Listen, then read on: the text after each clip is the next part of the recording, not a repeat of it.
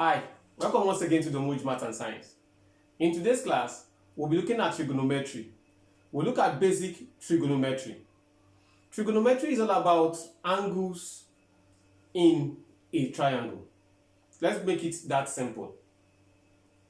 Look at your triangle. One unique thing with every triangle is that they have three sides. Let's call this triangle A, B, and C.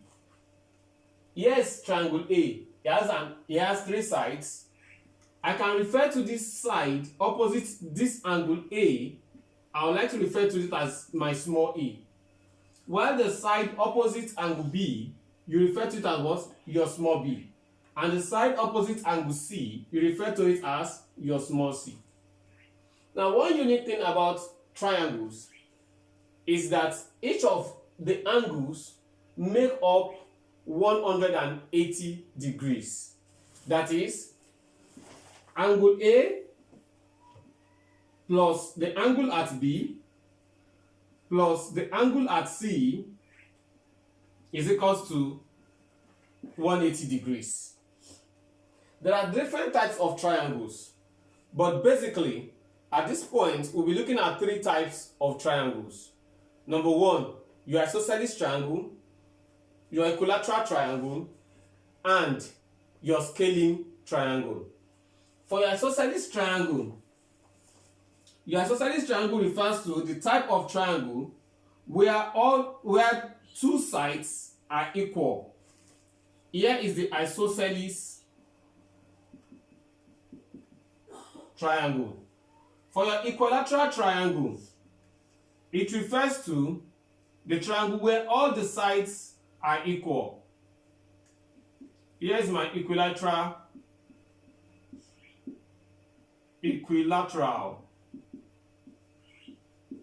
triangle. And for my scaling triangle, it refers to the triangle where all the sides are distinct. Each of sides stands on its own. They are all different.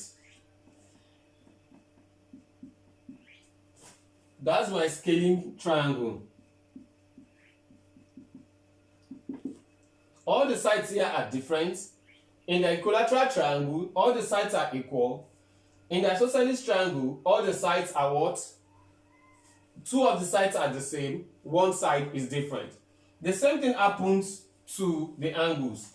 The angle of the isosceles triangle, two of the sides are equal. If this side here is alpha, this side here too will be what? Alpha. But this side could be called, let's call this beta. For the equilateral triangle, all of the sides are alpha, alpha, alpha. That is, all of the sides are what? Equal. But for the scaling triangle, all of the angles are unique and distinct. If this is theta, I can call this alpha, and let's call this what? Beta. These are just nomenclatures for us to describe our triangles.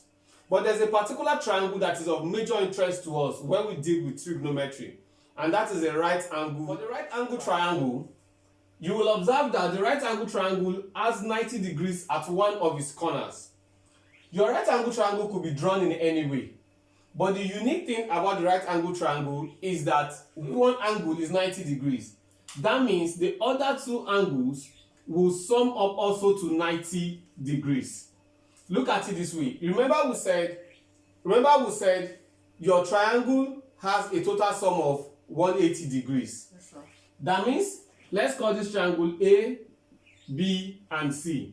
Initially we said your angle at A plus your angle at B plus your angle at C must be equal to what? 180 degrees.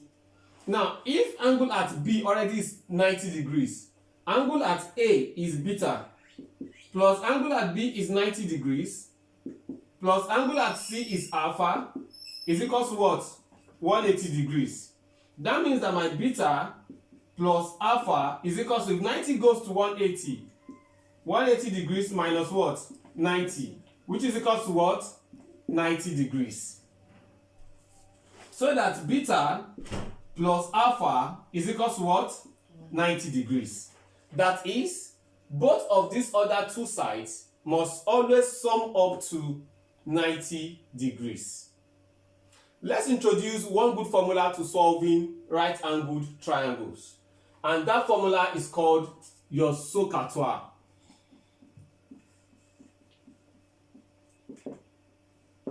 Note this acronym, SOHCAHTOA. The SO here stands for your sine. It says sine is equal to opposite over hypotenuse. Ha, that's your cos, is equal to adjacent over hypotenuse. And the toa, that says that your tan, that my tan is equal to opposite over adjacent. Let's refer back to our right angle triangle. In the right angle triangle, we have sides and we have angles. The longest side of this right angle triangle is referred to as the hypotenuse.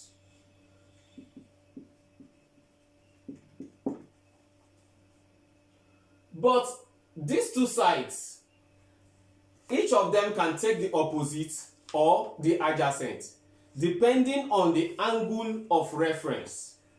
Take for example, if my angle of reference is alpha, my opposite becomes this side length A to B. This becomes my what? Opposite. If my angle of reference is still alpha, the adjacent to alpha is what? This side becomes my what? Adjacent.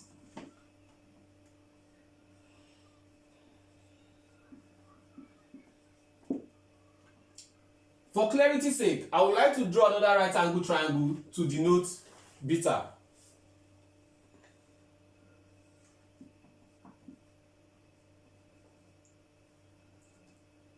Remember that for this right angle triangle, now we're making beta our reference angle. The longest side, like we said initially, is the side opposite the 90-degree square, which is my hypotenuse. That is the only side that is fixed. If my beta is here, my opposite becomes, this side becomes my opposite. It is the side opposite the angle in question. And the side adjacent to this angle is this side, becomes my what? Adjacent. So if you are able to locate the sides of your triangle, then easily you can begin to assign sine of angles, your cos of angle, and your tan of what? Angle. Now let's deal with that with this diagram above.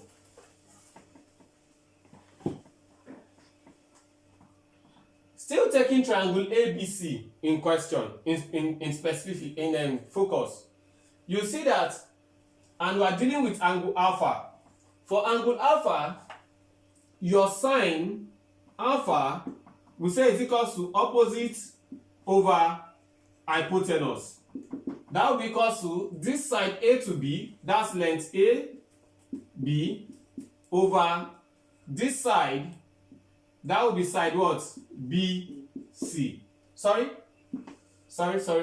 Opposite over what? Hypotenuse. That will be side A, C.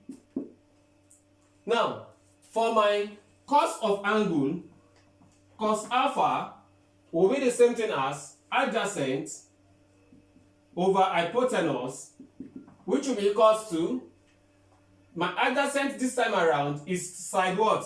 BC. Am I right? Yes. Over the hypotenuse, which will be side what? AC. Now for the tan of my angle, for tan of angle, that's the tan alpha. For tan alpha, I'll be talking of opposite over adjacent. That will be opposite over adjacent, which is equal to the side AB all over side what? BC. By the time you start solving problems, you get to use each and every one of these, and we'll see how it works. But I want you to understand that each of them is unique. Your sine alpha is equal to opposite over what? Hypotenuse. Your cos alpha is equal to adjacent over hypotenuse. And your tan alpha is equal to opposite over, let's take this example.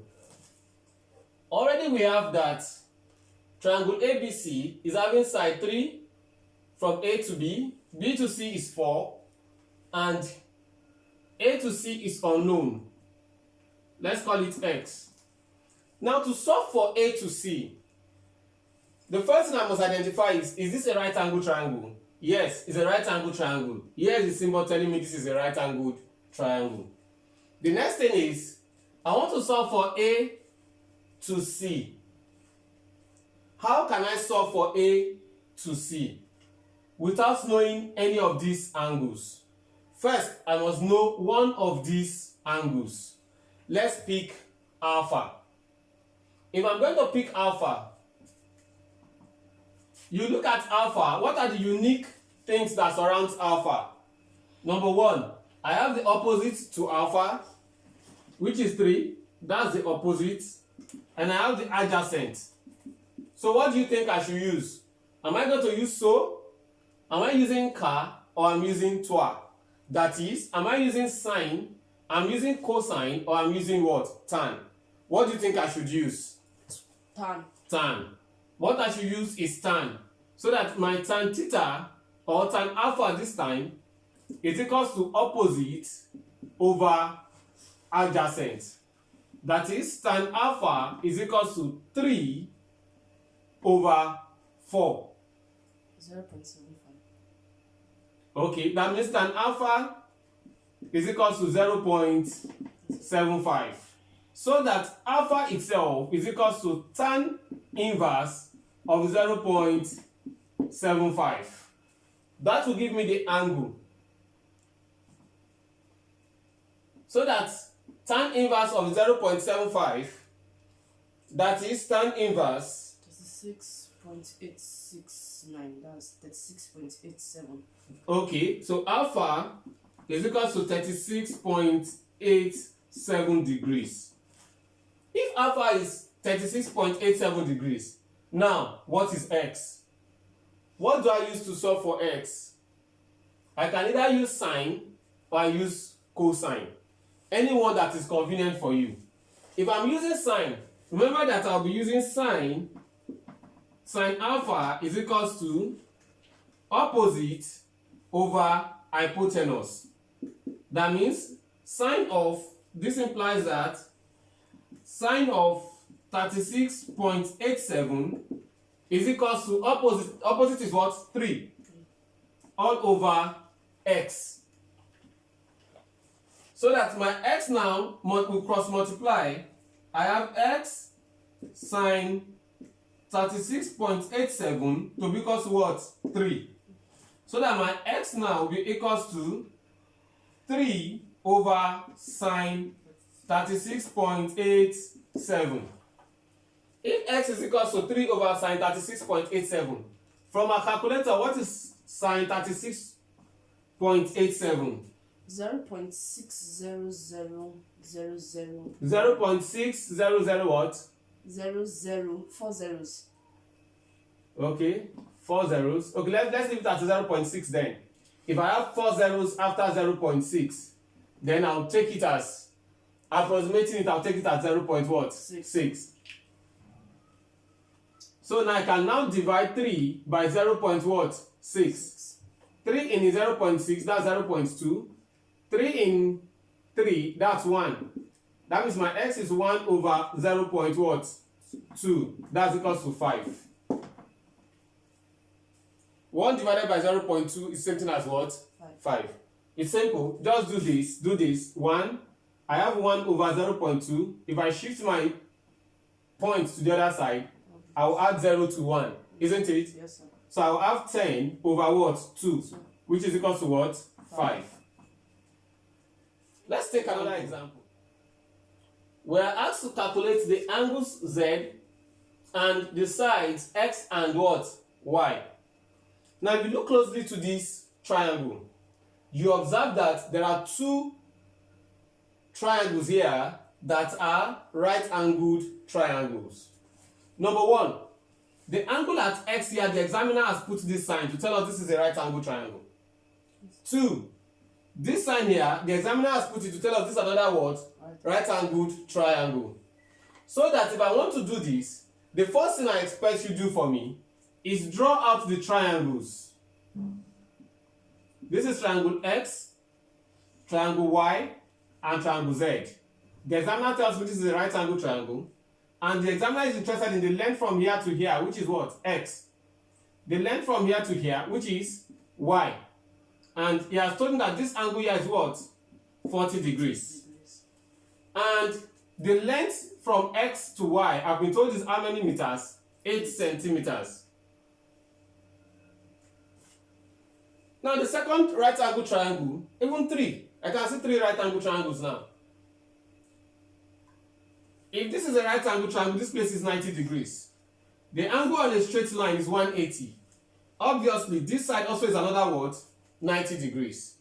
So, but let's just draw out this first. Or, let's finish with this triangle. With triangle X, Y, and Z, we can conveniently calculate for, even our triangle is solved. Yes, sir. Our problems are solved. We don't even need the other triangles inside. Yes, sir. With triangle X, Y, and Z, we can conveniently calculate for Y and also calculate for X. At the same time, since we are looking at the angle at Z, which is this angle here, and the same thing as this angle here, we can conveniently calculate out this angle here. Look at this angle here. Remember we said that the angle at X plus the angle at Y plus the angle at Z must be equal to what? 180 degrees. That is the sum of angles in a triangle. So that if X here is 40, if Y, sorry, that's Y is 40, if X here is 90, plus Y is 40, plus Z will be equal to what? 180. 180. So that 90 plus 40, that's 130 degrees, plus Z is equal to what? 180. Z is equal to 180 minus 130. When your 130 crosses to the other side, it becomes what? Negative. Or the other way around, you say you're subtracting 130 from both sides of the equation. So that my angle at Z is equal to what? 50 degrees. Now, if the angle at Z is 50 degrees, if the angle at Z is 50 degrees, you automatically know that we can use any of sine or cosine or even tan to calculate for X and Y. Let's use sine. If I'm to use sine to calculate for X and Y, I'll be using for sine 40, that's equal to opposite over hypotenuse. The opposite of sine 40 is Y. And the hypotenuse is what? X. Can I go any further? No. Why? Because I have two unknowns. I don't know Y. I don't know what? X. But go the other way around. I know this angle here. I still know 40. I can now use tan. Let's use tan. Tan 40 is equal to opposite over adjacent. Obviously, this is the adjacent to tan 40, while this is the what? Opposite. That will be Y over 8. So that if we cross multiply 8 by tan 40, 8 times tan 40 is equal to what? Y. Please, what's tan 40? 8 times 0.839 Approximation does 1. The approximately 9. The other 9, 0, 9 to 1. Is equal to what? Y. So that 8 times 839 is the same thing as 6.71 3 is equal to what? Y. If y is 6.713, that means I now know this side called Mr. Y. I still want to use my 40 degrees. Yes, sir. I can now use sine 40, isn't it? That I attempted using above. Now we know our y to be equal to 6.713. So I can now take cross multiplication that x sine 40 is equal to 6.713. X is equal to 6.713 over sine what? 40. Which is equal to check sine 40 up 6.713 over 0.6427. 0.6 what? 64278. 4278. So that your x is equal to 6.712712 divided by 0.64278. That's equal to 10.44 in centimeters. Please do not forget to add your signs to it. While this is in centimeters, my y2 is in what? Centimeters.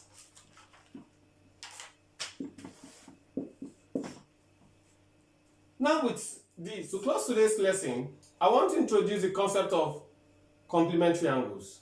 If this is your first time you're meeting our channel, please do not hesitate to hit the subscribe button. Kindly do subscribe to our channel. You'll be telling YouTube you love what we're doing, and you help other people see our videos easily. Now, if I have a triangle like this, you remember that if this is 90 degrees, we said this is angle theta. This is triangle A, B, and C. If this is angle theta, remember we said that the angle at A plus the angle at B plus the angle at C is equal to what? 180 degrees. Now the angle at A is not known. Let's write that as angle at A. The angle at B is 90 degrees. And the angle at C is what? Theta is equal to 180 degrees. If 90 degrees comes to this side, the angle at A plus theta becomes 180 degrees minus what? 90 degrees. So that the angle at A plus theta is equal to what? 90 degrees. So that my angle at A is equal to 90 degrees minus what? Theta. So that in place of the angle at A here, I can conveniently replace it with 90 degrees minus theta. So that I can easily say that these two angles are complementary angles. Now, what is the impact of this? If this side here is my opposite, let's call this small a. This is my small c, and this is my small b. From our SOHCAHTOA, we said that sine of angle, sine theta, will be equal to opposite over what? Hypotenuse. From this triangle here, my sine of theta will be equal to my small c over my small b. Now, if I'm not going to pick the cos of this angle here, the cos of angle at A, which is 90 minus theta, is equal to adjacent over hypotenuse. Your adjacent over hypotenuse is still going to be equal to small c, which is adjacent to this angle, over b. What does this tell us? This tells us that the sine of your theta is equal to the cos of 90 minus theta. So that if I have an angle here, let's take this triangle for example. If this side is 3, this side is 4, and this side is 5. Let's call this theta, let's call this alpha. For them to be complementary angles, sine theta will be equal to what? Cos alpha. Sine theta will be equal to cos what? Alpha. Alpha. So that sine theta, which is equal to opposite 3 over 5, and your cos alpha, which is the cos of alpha, is equal to 3 over what? 5. You can see that both of them are what? Complementary angles. We'll find relevance and we'll apply this in further questions. In our next class, we'll take more questions on basic trigonometry. Thank you and see you.